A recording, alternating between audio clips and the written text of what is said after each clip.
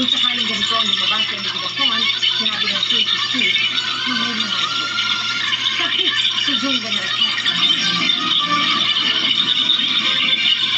Nilusog ng mga miyembro ng PNP Anti-Kidnapping Group ang bahay na ito sa Angeles Pampanga sa Sabado, kung saan sinasabing dinala ng mga nininawang kidnapper ang kanilang mga biktima.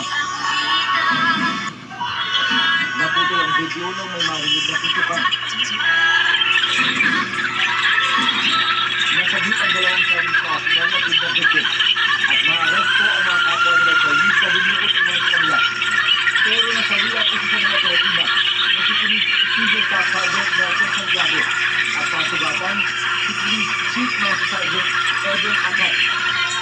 Sa unang nilabas sa report ng PNP Anti-Kidnapping Group, nagkaroon ng mga armadong encounter sa pagitan ng operatiba at mga kidnapper. Pero